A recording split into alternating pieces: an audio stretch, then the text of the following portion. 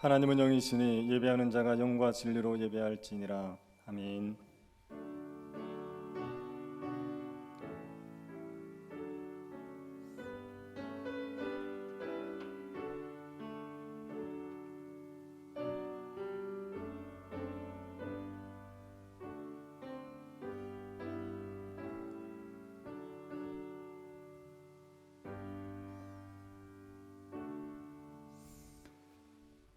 은혜가 풍성하신 하나님께서 그 크신 권능과 강한 손으로 우리를 구원하시고 하나님 백성 삼으셔서 예배자가 되게 하심을 감사를 드립니다. 예배 이 시간에 우리를 부르셨사오니 주의 얼굴을 우리에게 비추어 주옵소서. 주의 은혜의 빛이 우리의 심령에 비쳐 우리가 하나님의 은혜 가운데서 강한 군사로 일어서게 하시고 하나님의 이름을 높이며 살아갈 수 있도록 은혜를 베풀어 주옵소서. 모든 것들을 회복시키기 능하신 하나님께서 이 시간 우리 가운데 함께하여 주옵소서. 걸어가신 예수님 이름으로 기도드립니다. 아멘. 찬송가 31장 찬양하겠습니다.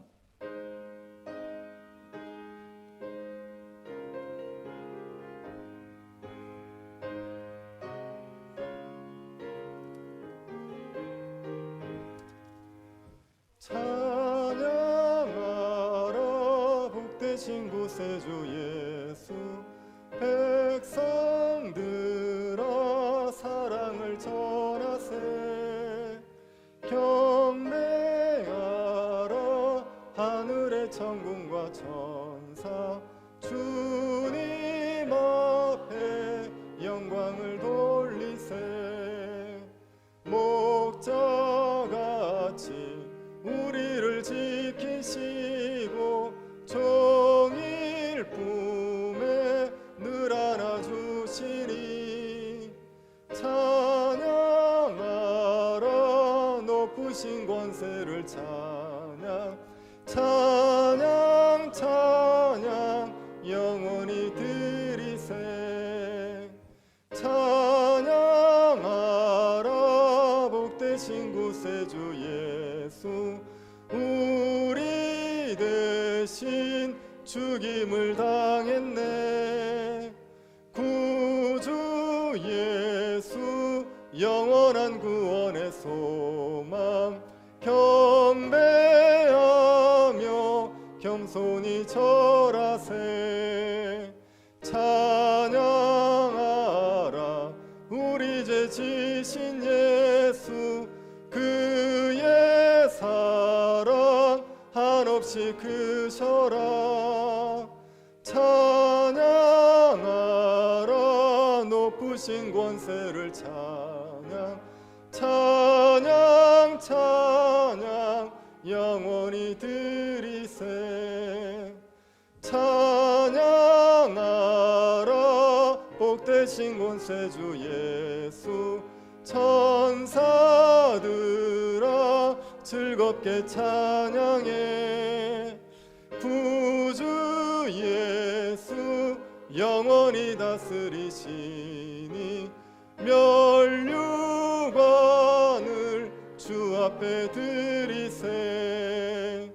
구주 예수 세상을 이기시고 영광 중에 또다시 오시리. 찬양하라 높으신 권세를 찬양, 찬양 찬양 영원히 드리세. 사도신경으로 신앙 고백하도록 하겠습니다. 전능하사 천지를 만드신 하나님 아버지를 내가 믿사오며 그 외아들 우리 주 예수 그리스도를 믿사오니 이는 성령으로 잉태하사 동정녀 마리아에게 나시고 본디오 빌라도에게 고난을 받으사 십자가에 못 박혀 죽으시고 장사한 지 사흘 만에 죽은 자 가운데서 다시 살아나시며 하늘로 오르사 전능하신 하나님 우편에 앉아 계시다가 저리로서 산 자와 죽은 자를 심판하러 오시리라. 성령을 믿사오며 거룩한 공예와 성도가 서로 교통하는 것과 죄를 사하여 주시는 것과 몸이 다시 사는 것과 영원히 사는 것을 믿사옵나이다. 아멘. 유익현 장로님 기도하시겠습니다.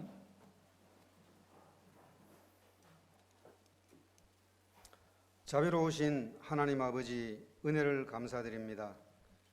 허물투성이인 저희들을 자녀 삼아 주시고 믿음으로 구원에 이르게 하시니 감사와 찬양과 영광을 드립니다. 때를 따라 햇볕과 우로를 내려 만물이 자라게 하시며 일용할 양식을 공급해 주심도 참으로 감사드립니다. 돌아보면 모든 것이 하나님의 은혜이며 사랑입니다. 말로서 다 형용할 수 없는 분에 넘치는 사랑과 은혜 안에 살면서도 수시로 하나님의 은혜를 망각하고 불평, 불만과 불신에 빠지기도 하는 악하고 연약한 저희들의 추한 모습을 고백하며 회개합니다. 십자가 복음의 능력으로 저희들을 용서해 주시고 새롭게 해 주시옵소서. 질그릇처럼 연약하고 떨기나무처럼 쓸모없는 저희들이지만 하나님을 사랑하는 자, 곧 그 뜻대로 부르심을 입은 자들에게는 모든 것이 합력하여 선을 이루며 성령의 불이 임하시면 호렙산의 떨기나무처럼 하나님의 위대하심과 영광을 드러내는 의의 병기가 될 줄로 믿습니다. 삼가 탐욕과 교만과 불신을 벗어버리고 믿음의 주요 온전케 하시는 이인 예수 그리스도를 바라보며 나아가게 인도해 주시옵소서. 보혜사 성령께서 저희들을 도우시고 가르치고 인도하셔서 자신과 죄악과 세상을 이기는 믿음의 사람들로 성령의 풍성한 열매를 맺도록 이끌어 주시옵소서. 우리 가운데는 육신의 질고나 궁핍과 공고함으로 절망 중에 주님의 손길을 기다리는 분들도 많습니다. 주님께서는 문둥병자나 각종 환자를 고쳐주시고 심지어 죽은 자도 살리셨으며 오병이어의 기적으로 배부르게 먹도록 은혜를 베풀어 주시기도 하셨습니다. 여호와 이레의 주님, 여호와 라파의 주님께서 친히 긍휼과 자비를 베푸사 온갖 어려움과 환난에서 건져주시고 질병도 고쳐주시옵소서. 그리하여 복음의 능력을 친지들과 이웃들과 불신자들에게 드러내며 사마리아 우물가의 여인처럼 와보라 여기 메시아 구세주가 계신다라고 외칠 수 있는 믿음의 산 증인들이 다 되도록 은혜 부어주시기를 비옵니다. 교회를 위하여 기도드립니다. 이 시간 말씀을 증거할 목사님께 성령 충만케 하시고 지혜와 명철을 7배나 더하셔서 귀한 말씀을 잘 가르치게 인도해 주시옵소서. 모든 성도가 말씀 가운데 변화를 받아 새 힘을 얻고 하나님 나라의 의와 희락과 평강을 마음껏 누리도록 인애와 자비를 베풀어 주시기를 비옵니다. 보이지 않는 곳에서의 방역이나 안내, 주차 등으로 묵묵히 수고하며 이름 없이 섬기는 귀한 일꾼들을 기억하시고 은혜 내려 주시기를 비옵니다. 주일학교를 부흥케 하시고 남녀 전도회가 활성화되어 친교와 섬김과 봉사, 구제와 선교가 풍성한 물된 동산 같은 교회로 구원받는 백성이 날로 늘어나게 해 주시옵소서. 또한 임시 예배처의 마련과 교회 건축이 순적하게 이루어지도록 은혜 베풀어 주시고 앞장서 수고하는 분들이나 한 마음으로 기도하는 모든 성도들에게 건강과 지혜와 믿음을 더해 주시고 하나님의 역사를 목도하며 경험하는 축복의 기회가 되기를 원합니다. 이런 귀한 과정 속에서 행여라도 사탄의 유혹이나 미혹에 빠지는 일이 없도록 하나님께서 저희 온 성도들을 지켜 주시옵소서. 나라를 위하여 기도드립니다. 백성들에게 훌륭한 지도자를 분별하고 선택할 능력을 주시고 하나님을 대적하거나 교만하며 파렴치한 지도자들은 스스로 무너지게 하옵소서.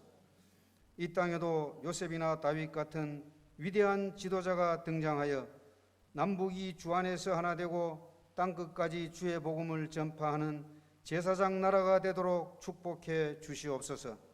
지금도 주님의 지상 명령을 쫓아 복음을 증거하는 국내외의 선교사님들을 친히 안보해 주시고 생명의 열매를 많이 맺도록 인도해 주시옵소서. 영과 진리의 예배 가운데 주님 홀로 영광 받아 주시기를 비오며 우리 주 예수 그리스도의 이름으로 기도드립니다. 아멘.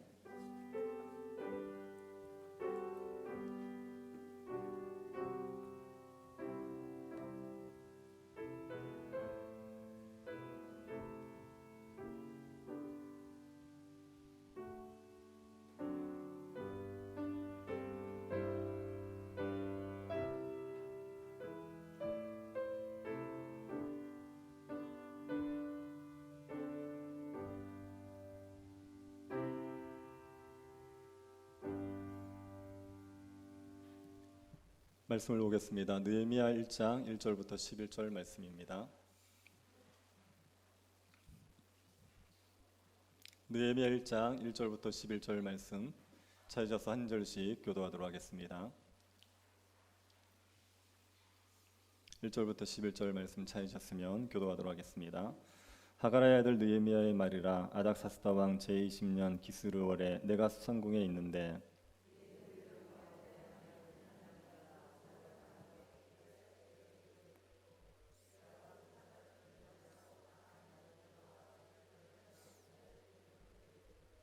그들이 내게 이르되 사로잡힘을 면하고 남아있는 자들이 그 지방 거기에서 큰 환난을 당하고 능력을 받으며 예루살렘 성은 허물어지고 성문들은 불탔다 하는지라.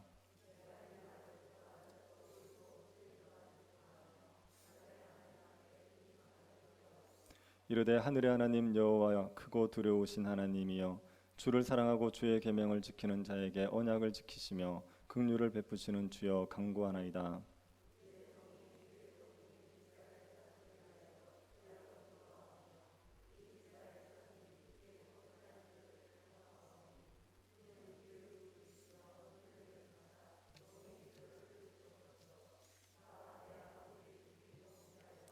주를 향하여 크게 악을 행하여 주께서 주의 종 모세에게 명령하신 계명과 율례와 규례를 지키지 아니하였나이다.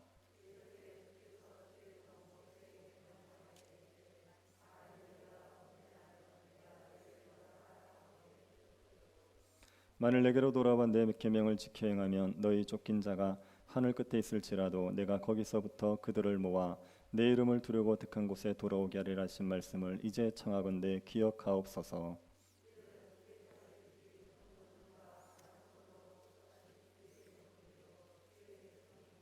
같이 보겠습니다. 주여 구하오니 귀를 기울이사 종의 기도와 주의 이름을 경외하기를 기뻐하는 종들의 기도를 들으시고 오늘 종이 형통하여 이 사람 앞에서 은혜를 입게 하옵소서 하였나니 그때 내가 왕의 술관원이 되었느니라. 아멘. 요즘 우리 교회의 가장 큰 관심사는 새 교회당 건축이지요. 지금은 교회당을 떠나서 새롭게 교회당을 지어야 하는 일이 교회에서 가장 중요한 일이 되어 있습니다. 여러분도 새 교회당 건축이 어떻게 될까 하는 관심이 많이 있을 것 같습니다. 성도들이 모이면 교회당에 대한 이야기 많이 하고 또 기도를 해도 교회당의 대한 기도를 많이 하게 되는 게 지금 상황입니다. 그래서 고린도 전서 강해를 잠시 중단하고 우리가 새 교회당 건축을 하면서 어떤 마음을 가져야 될지 어떻게 이 과정들을 우리가 진행해 가야 될지를 말씀을 통해서 한번 배워보려고 합니다. 새 교회당 건축을 앞두고 느헤미야서를 살펴보려고 합니다. 느헤미야는 무너진 예루살렘 공동체를 회복시켰던 사람입니다. 느헤미야가 예루살렘 성벽 재건 공사를 한 것으로 우리는 잘 알고 있지요. 그런데 느헤미야는 예루살렘 성벽 재건만 하려고 갔던 사람이 아니라 예루살렘 공동체를 같이 회복시키려고 했던 사람입니다.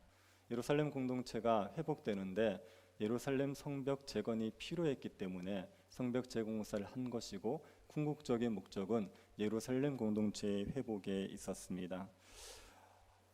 그래서 우리가 느헤미야서를 자세히 살펴보면서 하나님께서 무너진 공동체를 어떻게 회복시키시는지를 우리가 배우고 또 우리가 무너진 공동체를 회복하기 위해서 어떻게 해야 되는지를 배울 수 있기를 바라는 마음에 느헤미야서를 살펴보려고 합니다. 우리가 새 교회당 건축을 앞두고 느헤미야서를 보면서 교회가 다시 충만해지기를 원하는 그런 마음들을 같이 품었으면 좋겠다, 이런 마음입니다.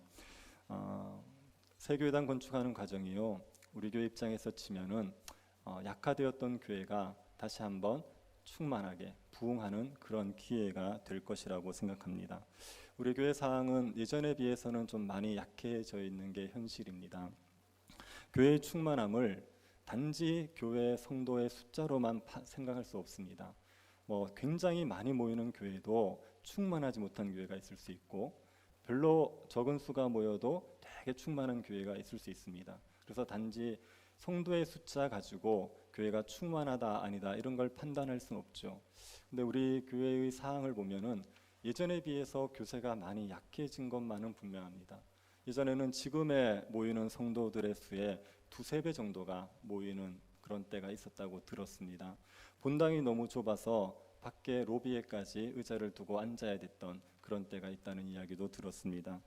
그리고 제가 사실인지 아닌지 모르겠지만 우리가 교회가 속해 있는 노회라는 곳이 있습니다. 그런데 우리 노회에서 우리 교회가 제일 컸던 적이 있었다 이렇게도 들었습니다. 청년들이 대학부가 예전에만 해도 5, 60명씩 그렇게 모이던 때 그런 때가 있었다고 얘기했죠. 그때에 비해서는 지금 교세가 많이 약해진 게 사실이죠. 제가 오고 나서도 코로나가 터지면서 많이 교세가 줄었습니다. 보통 저희들이 290명에서 300명 정도가 주일 출석을 했었습니다. 근데 지금은 240에서 50명 정도가 주일 출석을 하는 정도니까 코로나 때문에도 지금 많이 줄었지요. 그리고 지금 성도들이 전반적으로 연세가 드셔서 일꾼들이 많이 적은 상황이기도 합니다. 주일학교도 많이 줄었죠. 주일학교도 예전에 비해서는 많이 수가 줄어들었고 코로나로 인해서 더 많이 약화되어 있습니다. 한국교회, 우리 교회의 상황만 이런 것 같지는 않고 한국교회 전반이 좀 그렇습니다. 한국교회 전반이 전체적으로 교세가 약해지고 또 성도들이 노령화되고 주일학교가 많이 약해져 있는 게 현실입니다. 그래서 한국교회 전반이 그러니까 우리도 이렇게 되는 것에 별 문제 없지 않느냐 그렇게 위로받고 넘어가기에는 그래도 마음이 아픈 게 현실이지요. 이런 때 하나님께서 우리에게 새 교회당 건축을 허락해 주셨습니다. 이 세계도형 건축이 우리에게는 교회가 다시 한번 부흥하는 충만해지는 기회가 될 수 있다라고 생각을 합니다. 교회당을 하나 새로 짓는다고 해서 교회가 저절로 충만해지느냐? 저는 그렇게 생각하지 않습니다. 교회당 새롭게 지어 놓으면 구경 삼아 오는 사람들이 있어서 그래서 숫자들이 조금 느는 게 있을 수는 있겠죠. 그러나 교회당 새로 지었다고 해서 교회가 저절로 부흥하는 일은 없다고 생각합니다. 그렇지만 교회당을 짓고 나면 우리는 부흥을 위해서 얼마든지 우리의 자원들을 쓸 수 있는 기회가 주어지는 겁니다. 교회당을 건축하는 문제는 많은 자원과 노력이 들어가는 문제입니다. 만약에 우리가 우리의 자원을 가지고 교회당을 건축하려고 했으면 우리는 거의 다른 사역들 하기가 어려워집니다. 교회당에다가 모든 걸 쏟아부어야 되죠. 그런데 지금 우리 교회는 우리가 가지고 있는 자원으로 교회당을 건축하는 게 아니라 우리 선배들이 물려주신 유산을 가지고 우리가 교회당을 거저 짓게 되는 상황이 되었습니다. 교회당을 짓고 나면 우리는 교회 건축에 대한 부담을 한동안 털어버릴 수 있죠. 그러고 나면 우리는 정말 교회의 본질적인 사역들에 집중할 수 있습니다. 성도들을 양육하고 복음을 전하고 하나님 나라를 위해서 선교하는 일들을 우리가 힘쓸 수 있죠. 그렇게 우리가 하나님 나라를 위해서 수고하고 힘쓰면 하나님께서 교회를 다시 한번 충만하게 만들어 주지 않겠습니까? 그러니 새 교회당 건축이 우리에게는 교회가 부흥하는 기회가 될 수 있으라고 믿고 그렇게 되기를 기도하고 있습니다. 이 과정이 결코 쉽지는 않을 겁니다. 교회가 충만하게 세워지는 것을 가장 싫어하는 사람이 누구겠습니까? 사탄이 제일 싫어하겠죠. 사탄은 교회가 충만하지 못한 상태, 교회가 침체되어 있는 상태를 가장 좋아합니다. 그래서 침체되어 있는 교회는 사탄이 절대 건드리지 않습니다. 괜히 건드려 놓으면 다시 기도한다고 설치기 때문에, 설치는 건 아니죠. 기도한다고 하기 때문에 그래서 사탄이 침체되어 있는 교회를 웬만하면 건드리지 않습니다. 그런데 교회가 일어서려고 하면, 교회가 충만해지려고 하면 그러면 온갖 수단을 다 써서 방해하게 될 겁니다. 그러니 새 교회당을 건축하고 교회를 세워가는 과정이 결코 쉽지만은 않을 겁니다. 제가 교회당 건축을 해야 되는 상황이 되면서 제일 먼저 생각했던 것이 저는 교회 건축 전체를 가이드해 줄 전문가를 세우고 싶은 마음이 있었습니다. CM이라는 사람이 교회당 건축 전문가를 얘기하는 겁니다. 이게 비용이 좀 들겠지만 CM을 세우면 건축을 맡은 분들의 수고를 많이 줄일 수 있고 건축을 진행하는 과정 속에 성도들 사이에서 일어나는 갈등을 줄이고 또 더 좋은 건물을 지을 수 있을 거라는 생각을 했습니다. 그래서 당회와 논의를 하고 어느 정도 합의를 이루었었습니다. 그래서 시험을 모시려고 했는데 교회 건축위원회의 생각이 좀 달랐습니다. 우리 교회를 우리 손으로 짓고 싶다 이런 열망들이 많이 있으셨습니다. 그리고 위원들이 좀 더 수고를 하면 되는데 성도들의 귀한 헌금을 불필요하게 낭비할 필요가 있느냐 이런 의견이셨습니다. 그래서 전문가를 세우지 않고 교회 건축위원회가 주도적으로 이끌어 가기로 했습니다. 건축위원회가 주도적으로 이끌어 가도 얼마든지 할 수 있다고 생각합니다. 맡은 분들이 수고를 더 많이 하느냐 적게 하느냐의 차이지 건축이 잘못될 일은 없다고 생각합니다.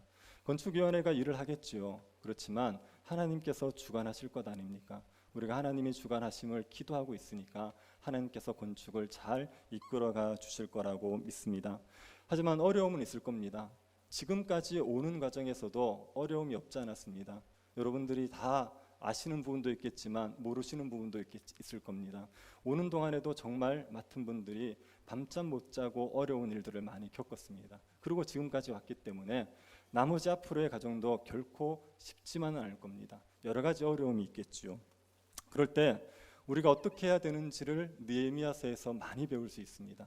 한 공동체가 충만하게 세워져 가는데 어떤 방해가 있고 그럴 때마다 어떻게 해야 되는지를 정말 이 느헤미야서에서 풍성하게 배울 수가 있습니다. 그러니 우리가 이 말씀들을 함께 나누면서 우리가 교회를 세워가는 과정 속에서 어떻게 해야 되는지를 함께 말씀해 주시길 공유하는 시간이 되기를 바랍니다. 오늘은 우선 누가 무너진 곳을 수축할 수 있는지를 한번 생각해 보죠. 침체에 빠져 있는 교회를 다시 충만하게 세워가는 일에 쓰임 받을 수 있는 사람이 누구냐? 이 문제를 한번 생각해 보겠습니다. 느헤미야는 무너진 예루살렘 공동체를 회복하는 일에 쓰임 받았던 사람입니다. 그래서 느헤미야가 어떤 사람인지를 보게 되면, 어떤 사람인지를 알게 되면 누가 무너진 교회, 침체된 교회를 다시 세워가는데 쓰임받을 수 있는지를 알 수가 있습니다. 느헤미야는 어떤 사람입니까? 1절을 한번 보십시오.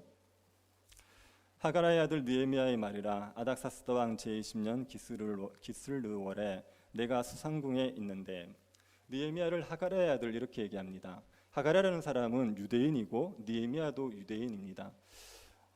유다가 망하고 나서 바벨론의 포로로 끌려왔던 사람, 그들 중에 한 명이 이 느헤미야입니다. 아마 바벨론 포로 4세 정도 되지 않았을까 추측이 됩니다.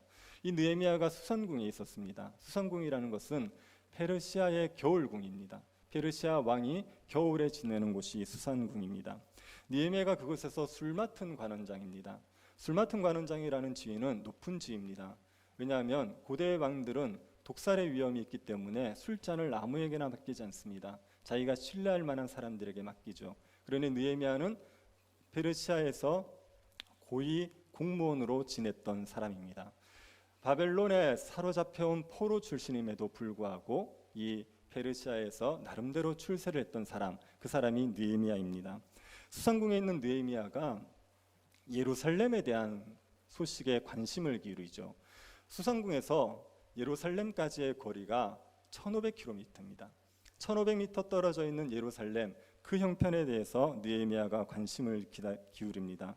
그래서 자신의 동생 하나니가 왔을 때 예루살렘의 형편을 물어봅니다. 2절 보시기 바랍니다. 내 형제 가운데 하나인 하나니가 두어 사람과 함께 유대에서 내게 이르렀기로 내가 그 사로잡힘을 면하고 남아있는 유다와 예루살렘 사람들의 형편을 물은즉.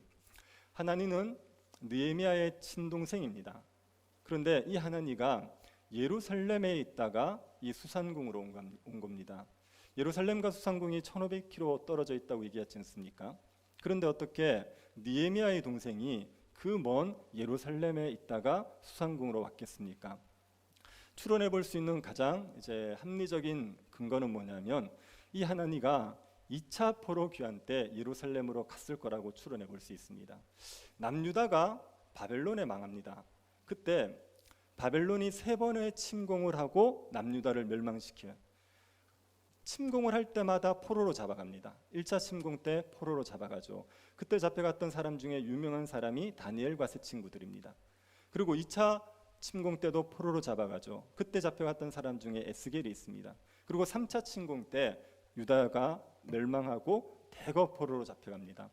3번에 걸쳐서 포로로 잡혀갔던 이 유다 백성들은 3번에 걸쳐서 귀환을 하게 되어 있습니다. 그래서 1차 귀환 때 수룹바벨의 지도하에서 한 5만 명 가까이가 귀환을 합니다. 이 사람들은 성전 재건을 목표로 귀환을 하죠. 그리고 2차 귀환 때는 에스라의 지도로 사람들이 귀환을 합니다. 에스라는 율법을 가르치기 위해서 귀환을 합니다. 요 2차 귀환 때 하나니가 같이 예루살렘으로 갔을 겁니다. 그리고 이 수상궁으로 다시 왔을 때는 2차 귀환 후에 한 14년 후 정도 될 것으로 추정이 됩니다. 그 예루살렘에 있던 하나니가 수상궁으로 오자 느헤미야가 예루살렘의 형편이 어떤지를 물어본 겁니다. 하나니가 소식을 전해주죠. 3절 보십시오. 그들이 내게 이르되 사로잡힘을 면하고 남아있는 자들이 그 지방 거기에서 큰 환난을 당하고 능력을 받으며 예루살렘 성은 허물어지고 성문들은 불탔다 하는지라. 사로잡힘을 면하고 남아있는 자, 이 표현은 바벨론에서 예루살렘으로 돌아간 귀한 자들을 얘기합니다. 그들이 지금 예루살렘에서 환난과 능력을 당하고 있어요. 육체적으로 굉장히 고통을 겪고 있고, 그리고 엄청난 수치를 당하고 있습니다. 이방인들에게 수치를 당하고 있어요. 이유가 뭐냐? 예루살렘 성이 허물어지고 성벽이 불타서 그렇습니다. 예루살렘 성이 무너져 있습니다. 성문도 불탔습니다. 그러니 이방인들이 수시로 들락거립니다. 그러니 예루살렘 성 안에 있는 사람들이 환난을 당하고 능력을 받으면서 그렇게 살아가고 있었습니다. 이 소식을 듣고 느헤미야가 어떻게 합니까? 앉아서 울지요. 하루 이틀 우는 게 아니라 수일을 슬퍼하면서 웁니다. 예루살렘 성이 해파되고 하나님의 백성들이 환난과 능력을 당한다, 이 소식을 듣자 눈물샘이 터져버리고 말았습니다. 여러분도 이런 울음을 울어본 적이 있을 텐데요. 내가 울려고 해서 우는 게 아니라 그냥 눈물이 흐를 때가 있습니다. 이제 눈물을 흘릴 사항이 아니라서 주체를 하고 싶은데도 주체가 되지 않게 막 눈물이 흐를 때가 있습니다. 지금 느헤미야가 그렇게 눈물을 흘리고 있는 겁니다. 무너진 예루살렘에 대한 소식을 듣고 있는데 하나님의 백성들이 환난과 능력을 당합니다. 이 말을 듣고 있는데 눈물이 계속 흘러내리는 거예요. 수일 동안 울게 되는 겁니다. 그렇게 울면서 느헤미야는 하나님 앞에 기도하기 시작한다고요. 5절을 보십시오. 이르되 하늘의 하나님 여호와 크고 두려우신 하나님이여, 주를 사랑하고 주의 계명을 지키는 자에게 언약을 지키시며 긍휼을 베푸시는 주여 간구하나이다. 느헤미야가 예루살렘을 향하여서 하나님 앞에 기도하는 거예요. 하나님 앞에 긍휼을 구하고 있는 겁니다.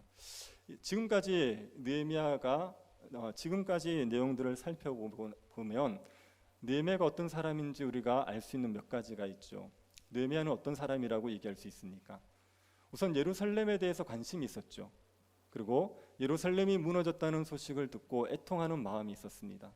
그리고 예루살렘을 위해서 기도하는 사람, 그래서 관심이 있었고 예루살렘에 대한 애통하는 마음, 그리고 기도하는 사람, 그 사람이 느헤미야였습니다.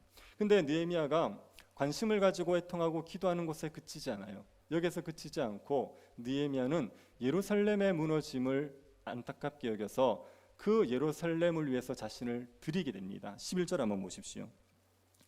주여 구하오니 귀를 기울이사 종의 기도와 주의 이름을 경외하기를 기뻐하는 종들의 기도를 들으시고 오늘 종이 형통하여 이 사람들 앞에서 은혜를 입게 하옵소서 하였나니 그때 내가 왕의 술관원이 되었느니라. 느헤미야가 종이 형통하여 이 사람들 앞에서 은혜를 입게 해주십시오, 이렇게 기도합니다. 그런데 이 기도는 느헤미야가 예루살렘으로 갈 수 있도록 상황을 열어달라는 기도입니다. 느헤미야는 지금 술 맡은 관원장입니다. 그래서 예루살렘으로 가려면 왕의 허락이 있어야 돼요. 그리고 왕이 성벽 재건 공사를 허락해 줘야 됩니다. 그런 일들을 허락을 받을 수 있도록 지금 은혜를 입게 하옵소서, 형통하게 해주십시오, 그렇게 간구하는 겁니다. 그래서 느헤미야는 예루살렘에 무너진 그 상황을 그냥 두고 보고 있는 게 아니라 자신이 그 일에 헌신하겠다고 자신을 드렸습니다. 느헤미야는 무너진 예루살렘 성에 관심을 가지고 있었습니다. 그리고 그 성을 보면서 애통하는 마음이 있었고, 그리고 기도하는 사람이었고 헌신하는 사람이었습니다. 이 네 가지를 느헤미야가 가지고 있었습니다. 무너진 것을 수축하는 사람들은 이 네 가지를 가지고 있습니다. 무너진 것을 보면서 무너진 것에 대한 관심이 있어요. 자기의 삶과 크게 상관이 없는데도 불구하고 관심이 있습니다. 길거리에 노숙자들을 보면 노숙자들이 눈에 밟히는 사람들이 있습니다. 불량 청소년들을 보면 불량 청소년들이 자꾸 눈에 띄는 사람들이 있습니다. 무너진 가정에 대한 소식을 들으면 그런 것에 대해서 귀가 쫑긋해지는 그런 사람들이 있습니다. 무너진 곳에 대해서 관심 있는 사람들이 무너진 곳을 수축하는 일을 하게 되는 거죠. 그리고 무너진 곳을 수축하는 사람들을 보면 무너진 곳을 보면서 마음 아파하는 애통이 있습니다. 그들을 향한 눈물이 있게 되어 있습니다. 노숙자를 보면 다 마음 아파하는 건 아닙니다. 노숙자 보면서 마음 아파하는 사람들이 있지만 왜 저러고 사냐 한심하게 생각하는 사람들도 있습니다. 불량 청소년들 보면서 안타까운 마음이 드는 사람들도 있지만 어릴 때부터 싹수가 노랗다고 얘기하면서 정죄하는 사람들도 있습니다. 무너진 것을 보면서 다 마음 아픈 건 아닙니다. 그런데 무너진 것을 보면서 마음 아파 애통하는 사람들이 있습니다. 무너진 곳에 대해서 애통하는 마음이 없는 사람들은요, 절대로 무너진 곳을 세울 수 없습니다. 무너진 곳을 바라보면서 정죄하거나 비난하는 마음을 가진 사람들은요, 절대로 무너진 곳을 일으키는 일을 감당할 수가 없습니다. 제가 성경을 보고 또 제가 경험해 보면서 깨달은 진리 중에 하나는 어떤 사람이 잘못했을 때 그 사람에 대해서 애정이 없는데 그 사람을 바로잡겠다고 하면요, 반드시 관계만 깨어지지 그 사람을 못 세웁니다. 잘못된 걸 알고 그 사람을 보면서 너무 불쌍해서 눈물로 기도하는 마음이 있는 사람은 그 사람을 세울 수 있어요. 근데 그 사람에 대해서 조금 더 애정이 없고 정죄하는 마음을 가진 사람이 그 사람을 바로잡겠다? 그러면 절대로 세울 수 없습니다. 집에 보면 이제 남편이 되게 마음에 안 들 수 있어요. 남편 하는 일들은 원래 다 마음에 안 들지 않습니까? 마음에 안 들 수 있는데 남편에 대해서 정죄하는 마음을 가지고 남편을 바로잡으려고 그래 보십시오. 절대 안 됩니다. 계속 부부간의 싸움만 납니다.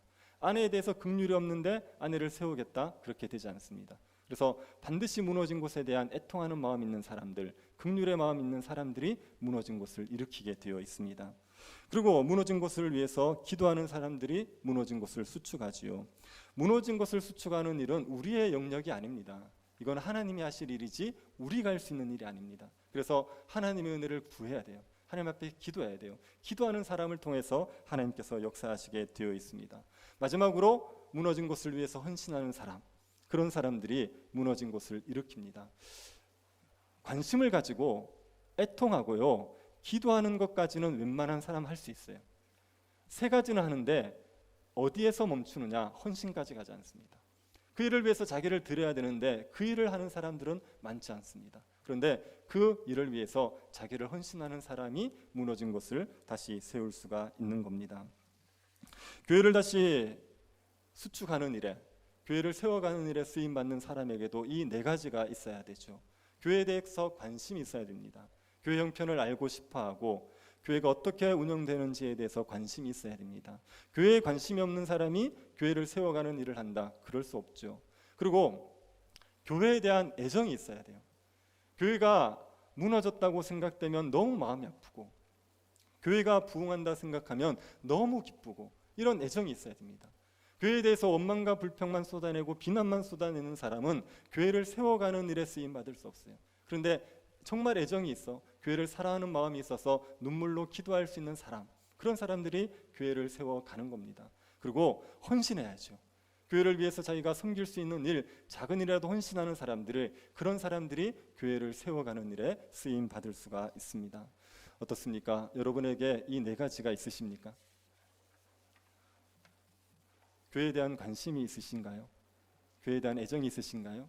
교회를 위해서 기도하십니까? 교회를 위해서 헌신하십니까? 이 네 가지가 있는 사람들이 교회를 세워갑니다. 그런데 성도는요, 기본적으로 네 가지를 가지고 있다고요.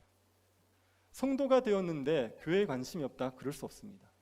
성도가 되면 반드시 교회에 관심이 있어요. 교회 형편을 알고 싶어하고 교회가 어떻게 되는지에 대해서 되게 관심을 가지게 되어 있습니다. 마음이 교회에 가게 되어 있어요.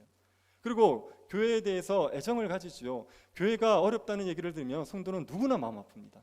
교회가 잘 된다고 얘기를 들으면 누구나 기쁘고요. 기본적인 애정이 있다고요. 그리고 교회를 위해서 기도하게 되어 있습니다. 교회가 어렵다 싶으면 성도들은 정말 내일처럼 그 일을 붙들고 기도하게 되어 있어요. 교회를 위해 헌신하는 걸 주저하지 않죠. 내가 할 수 있는 일이면 얼마든지 하게 되어 있습니다. 성도라면 느헤미야처럼 이 네 가지를 반드시 갖추게 되어 있습니다. 왜 그러냐면요, 성도에게는 그리스도의 마음이 있습니다. 예수 그리스도의 마음이 성도에게 부어져 있습니다. 원래 그리스도께서 모든 무너진 것들을 수축하시는 분이에요. 그리스도께서는 모든 무너진, 죄로 말미암아 무너진 영혼을 다시 세워가시는 분입니다. 느헤미야가 무너진 예루살렘 성을 수축하지 않았습니까? 이것은 예수 그리스도께서 하실 일을 우리에게 보여주는 겁니다. 이 땅에 죄로 인하여서 무너진 영혼들, 죄로 인하여서 파괴되어진 영혼들을 다시 세워가시는 예수 그리스도, 그분의 사역을 보여주는 게 느헤미야가 하신 한 사역입니다. 예루살렘 성등 무너졌던 하나님의 백성의 공동체를 다시 회복시키는 것처럼 예수 그리스도께서 무너졌던 교회들, 무너졌던 영혼들을 다시 회복시켜 내실 것이다. 이걸 보여주는 게 느헤미야 사역의 일차적인 목적인 겁니다. 아담의 범죄 이후로 사람들은 다 죄의 노래가 되어 있어요. 죄의 지배 아래서 환난과 능력을 다하고 살아갑니다. 죄로 인해서 얼마나 많은 고통을 겪고 살아가는지 모릅니다. 그런데 그 죄로 인해서 고통 겪고 있는 사람들에게 예수 그리스도께서 관심을 기울이신 거죠. 예수 그리스도께서 그들의 형편을 알고 싶어 하신 거죠. 그리고 그들을 긍휼히 여기는 마음을 가지셨습니다. 그들을 불쌍히 여기셨어요. 죄로 인하여 고통 겪고 있는 사람들을 보면서 눈물을 흘려 기도하시는 분이 예수 그리스도십니다. 그리고 그 죄인들을 위해서 예수 그리스도가 자신을 들이셨지 않습니까? 죄인들을 위해서 십자가에서 자기 몸을 내어 놓으셨단 말이에요. 그러므로 말미암아 무너졌던 영혼들을 다시 수축하는 일을 예수 그리스도께서 행하신 겁니다. 예수 그리스도를 믿는 자들은 모든 영혼들이 회복되게 되어 있습니다. 삶이 아무리 무너졌던 사람들이라도 예수 그리스도를 믿기만 하면 얼마든지 회복되게 되어 있습니다. 죄로 인해서 삶이 엉망진창이 되었으니까 예수 그리스도를 믿으면 그러면 삶이 반듯하게 회복되게 되어 있습니다. 죄의 지배 아래서 방탕하게 살던 사람들도 예수 그리스도를 믿기만 하면 거룩한 삶을 회복하게 되어 있습니다. 죄로 말미암아 환난과 능력을 당하고 있던 사람들도 예수 그리스도를 믿기만 하면 평강과 기쁨을 누릴 수가 있습니다. 하나님과의 관계가 깨어지고 사람들과 관계가 틀어져서 엉망이 되었던 사람들이라도 예수 그리스도를 믿으면 다시 하나님과의 관계가 회복되어지고 사람들과의 관계가 회복되어질 수 있습니다. 우리의 삶의 총체적인 회복이 예수 그리스도를 믿을 때 우리에게 주어지게 되어 있습니다. 예수 그리스도께서 무너진 것을 수축하시는 분입니다.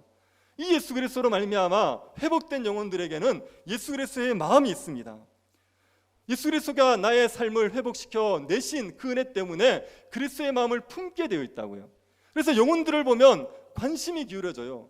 예수 그리스도를 알지 못하고 죄로 무너져 있는 사람들을 보면요, 불쌍한 마음이 듭니다. 나와 전혀 상관없어요. 그 사람 나와 전혀 어떤 인척관계가 아닌데도 불구하고 그냥 영혼이 무너져 있는 것을 보면 마음이 아픈 겁니다. 그래서 그를 위해서 기도하게 되고 그를 세워가기 위해서 내가 할 수 있는 작은 선이라도 베풀게 되어 있다고요. 그리스도의 마음을 가진 사람들이 되었기 때문에 그리스도처럼 무너진 곳에 대한 마음을 가지게 되어 있습니다. 그게 성도란 말이에요. 그게 성도입니다. 예수 그리스도의 마음을 품고 예수 그리스도처럼 무너진 곳을 다시 회복시켜 내는 일을 하게 되는 게 성도들입니다. 그럼 교회를 다니면서 교회에 관심이 없는 분들이 있을 수 있습니다. 교회가 어떻게 되는지 별로 관심 없는 분들이 있고 나와 하나님과의 관계가 굉장히 중요한 분들이 있어요. 제가 그런 분들의 심정을 이해합니다. 왜냐하면 지금 내 삶이 어려워요. 지금 내 삶이 버거워요. 내 삶에 평강과 기쁨이 없어요. 내가 지금 내 삶이 한 짐이에요. 이게 감당이 안 되는 겁니다. 그러니까 다른 걸 신경 쓸 여력이 없죠. 무너진 영혼들을 돌아보거나 교회를 위해 헌신할 여력이 없는 거예요. 마음에 내가 너무 힘드니까. 그래서 간절히 바라는 게 뭐냐, 하나님이 나에게 은혜를 주셨으면 좋겠어요. 하나님이 나에게 은혜를 주셔서 내 삶의 평강이 회복되어졌으면 좋겠습니다.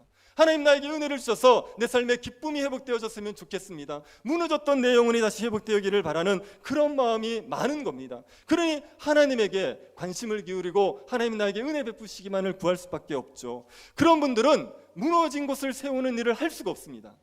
그런 분들이 교회를 위해 헌신하는 일을 할 수가 없습니다. 저는 그런 분들에게 교회를 위해 헌신하라고 강요하고 싶은 마음이 조금도 없습니다.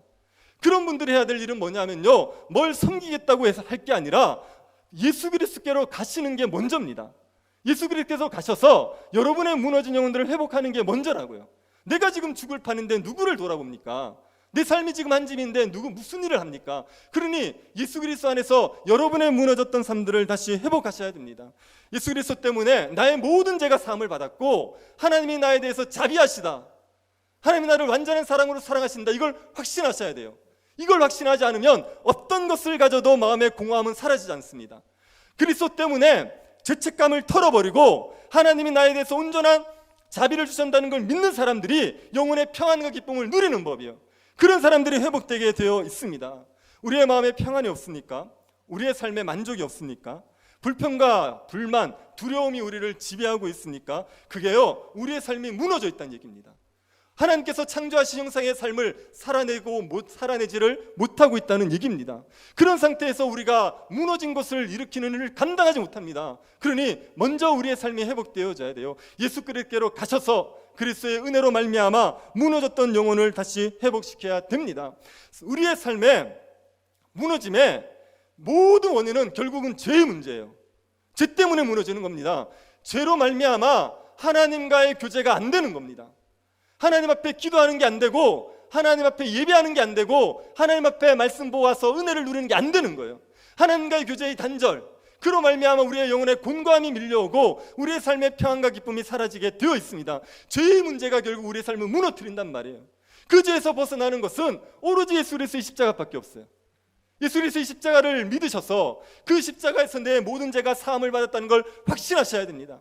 내가 엉터리같이 불경건한 삶을 살았는데, 내가 불의한 삶을 살았는데 나의 행위와 상관없이 그리스도를 믿는다는 단 한 가지 이유 때문에 하나님이 나에 대해서 온전히 자비를 베푸실 거다, 하나님이 나를 다 용서하시고 사랑하실 거다, 이걸 믿으셔야 돼요. 이걸 믿으셔야지, 그래야지 무너졌던 영혼들이 회복되게 될 수가 있습니다. 여러분의 삶이 너무 버겁고 힘들어서 다른 사람에 대해서 조금도 관심을 기울일 수가 없습니까? 지금 내 삶이 한 짐입니까? 여러분, 그러면 시간을 구별하여 내셔서 말씀으로 가셔야 됩니다. 시간을 구별하여 내셔서 기도의 자리로 가셔야 됩니다. 이 삶을 회복하는 방법이 뭐냐고요? 은혜의 수단은 말씀과 기도예요. 하나님의 말씀을 읽고 기도하는 시간을 가지시면 됩니다. 하나님 앞에 가셔서 마음을 통회하고 자복하고 예수 그리스도의 십자가를 다시 바라보시고 그 은혜를 구하시면 예수 그리스도의 십자가로 우리가 얼마든지 회복될 수 있습니다.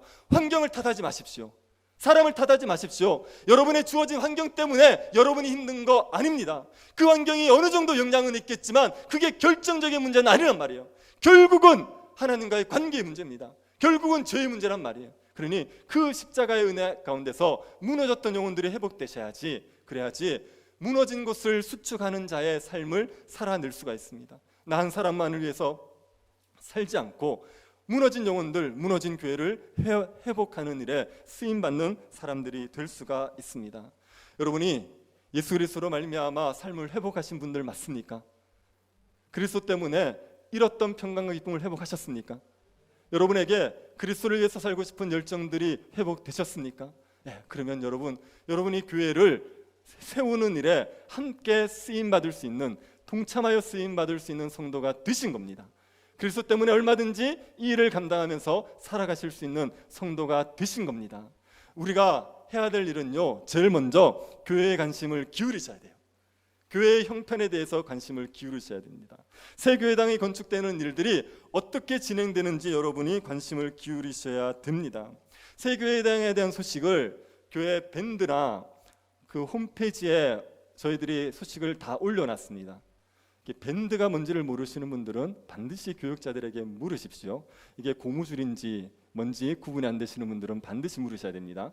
그래서 밴드 같은 데 가시면, 교회 홈페이지에 가시면 저희가 소식을 다 올려놨습니다. 보시고 여러분의 의견이 있는 것을 얘기해 주셔야 돼요. 새 교회당을 어떻게 건축하는지 제가 방향을 제시했습니다. 당회랑 의논해서. 그래서 영성과 지성과 그리고 재능, 체력을 키우는 그런 공간으로 썼으면 좋겠다. 그래서 우리도 쓰고 이웃도 쓰고 그랬으면 좋겠다. 이렇게 방향이 제시되어 있습니다. 하지만 뭘 채울지는 지금 계속 논의를 해야 돼요. 어떤 공간들을 채워갈지. 그래서 여러분의 생각이 있으신 것은 어떤 것이든지 좋습니다. 이게 건축위원회에서 요구하는 거예요. 어떤 것이든지 좋으니까 다 얘기를 해 주셔야 돼요. 비현실적인 것도 괜찮습니다. 교회에다가 수영장 하나 지어주세요. 승마장 좋습니다. 승마장 하나 지어주세요. 이런 것도 괜찮습니다. 기술적으로 가능하냐 아니냐는 기술자들이 검토할 거예요. 그러니까 여러분들이 원하는 바들을 다 얘기하십시오. 지금은요, 설계가 들어가지 않았습니다. 근데 설계가 들어가고 나서 변경을 하면 굉장히 많은 어려움이 있습니다. 비용도 많이 들고. 그래서 언제 치열하게 논쟁을 해야 되느냐? 설계 들어가기 전에 논쟁해야 돼요. 그래서 여러분이 지금 온갖 얘기를 다 해주셔야 돼요. 마음에 담아두지 마시고 내가 이런 얘기하면 괜히 뭐 이렇게 교회에 누가 되지 않겠느냐. 여러분이 가만 계셔도 교회에 누가 됩니다. 그러니까 마음에 담아두지 마시고 다 얘기하십시오. 다 얘기해서 뒤에 말이 없으셔야 돼요. 교회당 다 건축하고 났는데 그때 뭐 이렇게 했어야 되느니 저렇게 했으니 그때는 아무리 얘기해도 아무 소용 없습니다. 그때 얘기하지 마시고 지금 얘기하십시오. 밴드에다가 글을 올리시든지 아니면 직접 건축위원들한테 얘기하시든지 간에 온갖 얘기들을 다 하셔서 지금 충분히 논의가 이루어져야 됩니다. 한 가지만 지킵시다. 예의 바르게, 무리하지 않게, 예의 바르게. 그래서 마음껏 의견을 표하시는 관심을 기울이셔야 됩니다. 그러고 나서 뭘 하셔야 되느냐 하면 기도하셔야 되죠. 하나님 앞에 기도하셔야 됩니다. 기도하실 때 느헤미야의 기도를 참고하십시오. 이게 너무나도 좋은 기도입니다. 느헤미야가 어떻게 기도했는지 한번 보십시오. 5절 한번 다시 한번 보십시오. 이르되 하늘의 하나님 여호와 크고 두려우신 하나님이여 주를 사랑하고 주의 계명을 지키는 자에게 언약을 지키시며 긍휼을 베푸시는 주여 간구하나이다. 여기 보시면 느헤미야가 하나님을 부를 때 이렇게 불러요. 크고 두려우신 하나님, 그 다음에 긍휼을 베푸시는 주, 이렇게 부릅니다. 크고 두려우신 하나님이라는 얘기는요, 이것은 출애굽을 이루어내신 하나님을 얘기해요. 애굽의 손에서 이스라엘 백성들을 건져내신 그 하나님, 10가지 재앙을 내리셨고 홍해를 가르쳤던 하나님, 그 하나님을 얘기하는 겁니다. 크고 두려우신 하나님은요, 우리를 구원할 만한 능력 있는 하나님입니다. 우리가 어떤 상황에 있든지 간에 우리를 건져내실 수 있는 능력이 있는 하나님, 그 하나님을 부를 때 크고 두려우신 하나님 그러는 거예요. 그런데 하나님이 우리를 구원하실 능력이 있다는 걸 인정합시다. 하지만 만약에 하나님이 우리를 구원하실 마음이 없으면 어떡하실 겁니까? 우리를 구원하실 능력은 있는데 우리를 구원하실 마음이 없어요. 그럼 우리가 구원의 은혜를 누릴 수 있습니까? 그럴 수 없지 않습니까? 근데 느헤미야가 뭐라 그럽니까? 긍휼을 베푸시는 주라고요. 하나님은 크고 두려우신 분이죠. 우리를 구원할 능력 있는 분이란 말이에요. 그런데 그 하나님은 우리를 구원할 마음도 있으세요. 긍휼을 베풀어 주시는 분입니다. 그래서 하나님 앞에 믿음으로 간구하는 거죠. 하나님, 우리에게 은혜를 베풀어 주십시오. 우리를 구원하여 주십시오. 그렇게 믿음으로 간구하는 겁니다.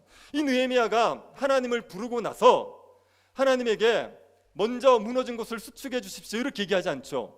가장 먼저 하는 기도가 무엇입니까? 6절 7절 보십시오. 이제 종이 주의 종들인 이스라엘 자손을 위하여 주야로 기도하며 우리 이스라엘 자손이 주께 범죄한 죄들을 자복하오니 주는 귀를 기울이시며 눈을 여시사 종의 기도를 들으시옵소서. 나와 내 아버지의 집이 범죄하여 주를 향하여 크게 악을 행하여 주께서 주의 종 모세에게 명령하신 계명과 율례와 규례를 지키지 아니하였나이다. 느헤미야가 제일 먼저 간구하는 게 뭡니까? 죄를 용서해 달라고요. 하나님 앞에 자기의 죄를 자복하면서 용서해 달라고 말합니다. 느헤미야가 간구하기 전에 회개하는 이유는 지금 이 무너짐이 죄의 결과라는 걸 인정하기 때문에 그래요. 느헤미야가 하나님을 부를 때 언약을 지키신 하나님, 이렇게 불렀습니다. 하나님께서 이스라엘 백성들과 맺은 언약이 있어요. 8절 한번 보십시오. 이쪽에 주께서 주의 종 모세에게 명령하여 이르시되 만일 너희가 범죄하면 내가 너희를 여러 나라 가운데서 흩을 것이요. 이게 지금 하나님과 이스라엘 백성들이 맺은 언약입니다. 너희들이 범죄하면 그러면 내가 너희들을 흩을 거다, 그렇게 약속하셨어요. 근데 이스라엘 백성들이 죄를 지어버린 거예요. 그 죄 때문에 이스라엘 백성들이 흩어진 겁니다. 느헤미야는 지금 이스라엘의 무너짐의 원인이 자신들의 죄 때문이라는 걸 인정하는 거예요. 느헤미야가 이 죄는 우리 조상들의 죄입니다, 이렇게 얘기합니까? 내 아버지와 나의 집의 죄라고 얘기합니까? 내 아버지와 나의 집의 죄라고 얘기하죠. 조상들의 죄 때문에 무너졌습니다, 이렇게 얘기하잖아요. 나의 아버지와 나의 죄 때문에 무너졌다고 얘기해요. 느헤미야는 이때 태어나지도 않았습니다. 예루살렘이 무너질 때. 그럼에도 불구하고 자기의 죄 때문이라고 인정하는 거예요. 이거는 이스라엘 백성들의 공동체의 일원이라는 걸 인정하는 겁니다. 나의 죄 때문에 무너졌습니다, 나도 범죄했습니다, 이렇게 이야기를 하는 겁니다. 여러분, 교회가 무너졌다고 생각해 보십시오. 원인이 누구에게 있습니까? 목회자만 탓하시겠습니까? 중직자만 탓하시겠습니까? 성도라서 나는 책임이 없습니까? 그렇지 않죠. 교회가 무너졌으면 모든 사람들에게 책임이 있는 겁니다. 나는 직접적인 관여를 안 했으니까 나의 계제는 아니다, 이렇게 얘기할 수 있는 사람이 누가 있겠습니까? 우리가 다 한 몸인데, 한 공동체인데 모든 사람들에게 죄의 책임이 있는 거죠. 그래서 느헤미야는 예루살렘의 무너짐이 자기의 죄 때문입니다, 그렇게 고백하면서 하나님 앞에 먼저 회개하는 겁니다. 그리고 느헤미야가 간구하죠. 하나님께 회복의 약속을 붙들고 간구합니다. 9절 보십시오. 만일 내게로 돌아와 내 계명을 지켜 행하면 너희 쫓긴 자가 하늘 끝에 있을지라도 내가 거기서부터 그들을 모아 내 이름을 두려고 택한 곳에 돌아오게 하리라 하신 말씀을 이제 청하건대 기억하옵소서. 이스라엘 백성들이 언약을 어김으로 말미암아 흩어졌는데 하나님이 뭐를 약속해 주셨습니까? 계명을 지키면 돌아오게 해주겠다고. 어디에 있을지라도 돌아오게 한다고요? 하늘 끝에 있을지라도. 여러분, 하늘 끝에 있다는 얘기는요, 돌아올 수 없는 곳에 있다는 얘기예요. 도저히 돌아올 수 없는 곳에 있다는 얘기입니다. 그런데도 불구하고 하나님이 돌아오게 해주겠대요. 어디에 있든지 간에, 얼마나 무너졌든지 간에, 어떤 상황이든지 간에 언약을 지키기만 하면, 계명을 지키기만 하면 하나님이 얼마든지 회복해 주시겠다고 약속하시는 겁니다. 느헤미야가 이 약속 붙들고 간구하는 거예요. 하나님, 우리의 죄 때문에 무너진 걸 저희들이 인정합니다. 우리의 죄 때문에 이렇게 엉망이 된 걸 인정합니다. 그런데 회복의 약속을 주셨사오니 주께 마음을 돌이키면 회복시킨다 약속하셨사오니 그 약속을 의지하여 간구하오니 우리를 회복시켜 주십시오. 무너졌던 예루살렘이 다시 회복될 수 있도록 은혜를 베풀어 주십시오. 그렇게 간구하는 겁니다. 느헤미야는 하나님이 하나님의 백성들을 환난과 능력을 당하도록 버려두실 리가 없다고 생각해요. 왜 그렇습니까? 10절을 보십시오. 이들은 주께서 일찍이 큰 권능과 강한 손으로 구속하신 주의 종들이요 주의 백성들이니이다. 이스라엘 백성들이 어떤 존재입니까? 하나님이 오래전에 주의 큰 권능과 강한 손으로 구원하여 내신 백성이란 말이에요. 애굽에서 환난과 능력을 당하고 있는 걸 참아두고 보지 못하여서 그들을 건져내셨지 않습니까? 그 애굽에서 건져내신, 애굽에서 환난과 능력 당하는 것을 보지 못하여 건져내신 하나님이 그 백성이 환난당하고 있는 것을, 능력당한 것을 내버려 두시겠습니까? 그럴 리가 없는 거죠. 하나님이 그렇게 큰 권능과 강한 손으로 구성해낸 백성을 외면하실 리가 없는 겁니다. 그러니 반드시 회복시켜 주실 거다, 반드시 주님께서 약속하신 대로 영광스럽게 만들어 주실 거다, 이 확신을 가지고 하나님 앞에 간구하고 있는 겁니다. 여러분, 우리가 교회를 위해서 기도할 때 이 느헤미야의 기도처럼 그렇게 기도해야 됩니다. 크고 두려우신 하나님, 긍휼을 베푸신 하나님께 기도하십시오. 하나님께서는 우리를 구원하실 능력도 있고 구원하실 마음도 있으십니다. 그 하나님 앞에 기도하십시오. 먼저 무엇을 기도해야겠습니까? 우리의 죄를 회개하면서 기도하셔야 돼요. 교회가 이렇게 된 것을 누구 탓하시겠습니까? 나는 책임이 없다고 얘기하시겠습니까? 나는 아무런 그때 존재하지 않았으니까 내 책임은 아니라고 말씀하시겠습니까? 우리의 죄를 먼저 회개해야 되죠. 교회를 위해서 기도하지 않고 불평과 비난만 일삼았던 우리의 죄를 회개해야 됩니다. 성도들을 사랑하지 못하고 미워했던 죄들을 회개해야 됩니다. 신자답게 살지 못하고 교회의 거룩함을 훼손했던 죄들을 회개해야 됩니다. 교회의 쇠락을 그냥 지켜만 보고 있었던 우리의 죄를 먼저 하나님 앞에 회개하셔야 돼요. 정말 하나님 앞에 우리의 마음을 찢고 회개하는 역사가 있어야지, 그래야지 하나님께서 우리에게 회복의 은혜를 주실 겁니다. 우리가 잘못한 것 없는데, 우리가 잘못한 게 없다고 생각하고 있으면 하나님 앞에서 이 긍휼을 얻을 수가 없어요. 그러니 우리가 먼저 하나님 앞에 우리의 죄를 회개하는 기도를 해야 됩니다. 그리고 회복의 약속을 붙드십시오. 하늘 끝에 있을지라도 얼마든지 회복하실 그 하나님을 믿으시기를 바랍니다. 하늘 끝에 있을지라도 돌아오게 하셔서 영광스러운 교회를 만들어 가실 그 하나님을 의지하시기를 바랍니다. 그 약속을 지켜가실 것을 믿으시고 그 하나님 앞에 간구하시기 바랍니다. 하나님이 교회를 환난과 능력을 당하도록 버려두실 리가 없습니다. 교회는요, 하나님이 큰 권능과 강한 손으로 구속하여 내신 백성들입니다. 사탄의 종로로 다면서 환난과 능력을 당하고 있는 자들을 건져내셔서 교회로 만드셨지 않습니까? 그 하나님께서 왜 교회가 환난과 능력을 당하는 걸 외면하시겠습니까? 그대로 버려두실 리가 없죠. 그러니 하나님 앞에 간구하면, 하나님의 은혜를 구하면 하나님께서 얼마든지 우리를 충만하게 만들어 주시는 겁니다. 여러분, 하나님 앞에 정말 마음을 모아서 기도하시면 하나님이 여러분에게 선한 소원을 주시게 되어 있습니다. 교회를 위해서 어떤 선한 일을 할 마음들을 주시게 되어 있습니다. 건축을 위해서 새벽 기도에 참여한다든지, 아니면 건축을 위해서 헌금할 마음을 주신다든지, 건축을 위해서 몸으로 봉사할 마음을 주시든지 뭔가 주시게 되어 있습니다. 그럴 때 더 많이 기도하십시오. 우리의 본성을 거스려서 하나님의 뜻에 순종하기 위해서 더 많이 기도하셔서 그 주시는 마음에 순종하고 헌신하시면 교회를 세워가는 일에 함께 동참하여 쓰임받을 수 있는 사람들이 될 수가 있습니다. 무너진 것을 수축하여 내시는 예수 그리스도께서 우리의 무너진 것을 수축해 내신 것을 기억하시고 우리도 무너진 것을 수축하는 일에 쓰임받는 성도들이 될 수 있기를 간절히 바랍니다. 같이 한번 기도합시다. 우리가 크고 두려우신 하나님 앞에 긍휼을 베풀어 주시기를 간구합시다. 하나님 얼마든지 우리를 회복하실 능력이 있으시고 회복해 주실 마음도 있으십니다. 그 하나님께서 우리를 충만하게 회복시켜 주시기를 간구합시다. 우리의 죄를 하나님 앞에 회개하며 나아갑시다. 교회를 사랑하지 못한 죄를 회개하고 신자답게 살지 못한 죄를 회개하고 성도를 사랑하지 못한 죄를 회개합시다. 하나님께서 교회를 충만하게 하시는 일들을 시작하셨다고 우리들이 믿고 있는데 새교회당 건축을 시작으로 우리 교회가 정말 충만하여져서 영광스러운 교회가 되어지고 하나님 나라를 위해서 쓰임받을 수 있는 그런 교회가 되게 해달라고 구합시다. 건축위원에게 성령 충만함을 주셔서 하나님을 예배하고 성도들이 말씀 안에서 교제하고 이웃을 섬기는 그런 교회당 건축할 수 있도록 하나님께서 지혜와 능력 허락하여 주시기를 같이 한번 기도하도록 하겠습니다. 하나님 아버지, 우리에게 은혜를 내리워 주셔서 우리가 크고 두려우신 하나님 앞에 마음을 모아 간구하게 하여 주시옵소서. 하나님은 크고 두려우신 하나님이시고 우리에게 긍휼을 베푸시는 분이십니다. 하나님 아버지, 우리가 주의 교회를 위해 헌신하지 못한 우리들의 죄들을 용서하시고 교회의 약화됨을 그냥 지켜만 보고 있고 하나님 아버지 앞에 마음을 찢어 애통하지 못하였던 우리의 죄들을 용서하여 주시고 하나님 다시 교회의 충만함을 우리에게 허락하여 주시옵소서. 하늘 가에 있을지라도 우리를 돌아오게 하시겠다고 약속하신 그 하나님 우리 가운데 은혜를 내리고 주셔서 하나님이 무너졌던 부분들이 다시 수축되게 하여 주시고 하나님 영광스러운 교회로 회복되어지는 역사가 있게 하여 주시옵소서. 하나님께서는 크고 강하신 손으로 우리를 구속하여 내셨습니다.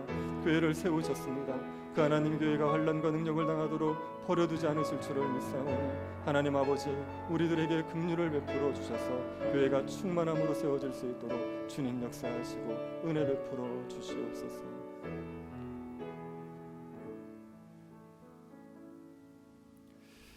자비하신 하나님, 교회를 향하여서 은혜를 베푸시고 우리의 연약함에도 불구하고 교회를 지켜주신 것을 감사를 드립니다.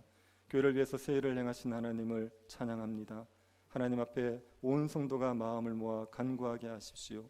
우리의 죄를 회개하고 하나님의 긍휼을 구하게 하여 주셔서 충만한 교회가 세워질 수 있도록 은혜 베풀어 주옵소서.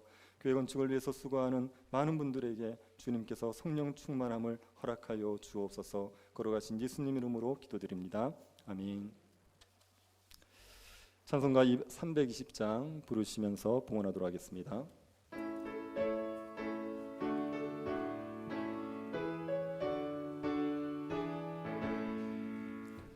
나의 죄를 정케 하사 주의 일꾼 삼으신 구세주의 넓은 사랑 항상 찬송합니다. 나를 일꾼 삼으신 주 크신 능력 주시고 언제든지 주 뜻대로 사용하여 주소서. 내게 부어 주시려고 은혜 예비하신 주의 은혜 채워주사 능력 있게 하소서. 나를 일꾼 삼으신 주 크신 능력 주시고 언제든지 주 뜻대로 사용하여 주소서. 죄의 짐을 풀어주신 주의 능력 크도다. 나를 피로 사신 예수 내 맘속에 오소서. 나를 일꾼 삼으신 주 크신 능력 주시고 언제든지 주 뜻대로 사용하여 주소서. 주여 내게 성령으로 충만하게 채우사 생명수가 강물처럼 흐르게 하옵소서. 나를 일꾼 삼으신 주 크신 능력 주시고 언제든지 주 뜻대로 사용하여 주소서. 아멘. 사랑과 은혜가 풍성하신 하나님 아버지, 우리에게 필요한 것들을 채워주심을 감사를 드립니다. 주께서 우리를 돌보아 주셔서 매일을 살아갈 수 있음을 고백하며 하나님 앞에 감사의 예물을 드립니다. 주님을 사랑하는 마음으로 드리는 모든 손길들을 기억하여 주시고 믿음의 복을 더하여 주셔서 아무것도 염려하지 않고 주님을 따라 살아갈 수 있도록 은혜를 허락하여 주옵소서.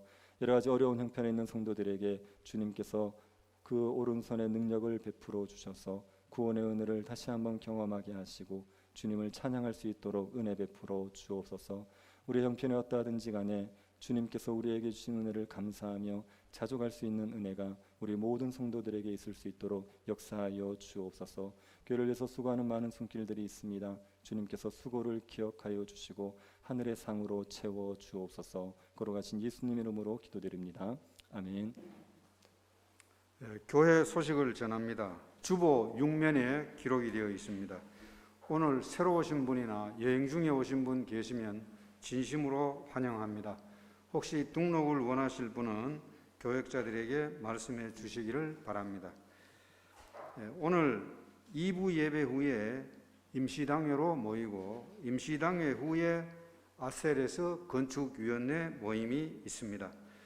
교회당 건축 관련 소식은 교회 밴드와 홈페이지에 올라와 있습니다. 밴드와 홈페이지에 가입이 되지 않으신 분들은 가입을 해주시면 건축 관련 소식을 확인할 수가 있습니다. 확인하시고 많이 기도해 주시기를 바랍니다. 밴드가 어떻게 생겼는지 홈페이지에 어떻게 들어가는지를 잘 모르시는 분들은 교역자들에게 말씀을 하시면 휴대폰으로 잘 보실 수 있도록 안내해 주실 겁니다. 잘 모르시는 분들은 말씀해 주시기를 바랍니다. 건축위원을 추가로 한 명 임명했습니다. 윤인재 집사를 건축위원으로 추가로 임명했습니다. 지난주 황준기 씨가 등록을 했습니다. 이화자 성도가 인도하셨고 강성엽 집사님이 도우미로 많이 도와주시도록 하겠습니다. 나머지 내용들은 주보 확인해 주시기를 바랍니다. 지금 김지미 전도사님이 몸이 좀 안 좋습니다. 그래서 잘 누워서 잘 일어나지를 못하는 상황이기 때문에 당분간 교회를 좀 오기 어렵습니다. 그래서 성도님들 위해서 기도해 주시고 자꾸 전화하시면 쉬지를 못합니다. 그래서 그냥 기도해 주시고 이제 올 때까지 좀 기다려 주시기를 바랍니다. 다 같이 일어나셔서 주기도문성 찬송하고 축도로 예배를 마치겠습니다.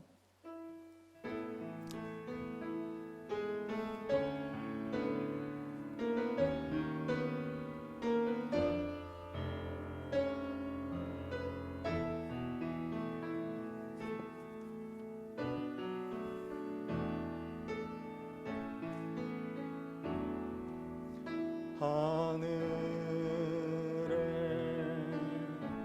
계신 아버지 이름 거룩하사 주님 나라 임하시고 뜻이 이루어지이다.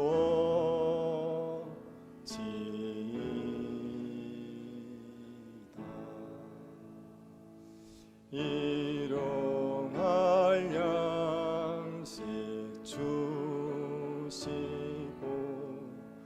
우리들의 큰 죄 다 용서하옵시고 또 시험에 들게 마시고 악에서 구원하소서. 대개 주의 나라 주의 권세 주의 영광 영원히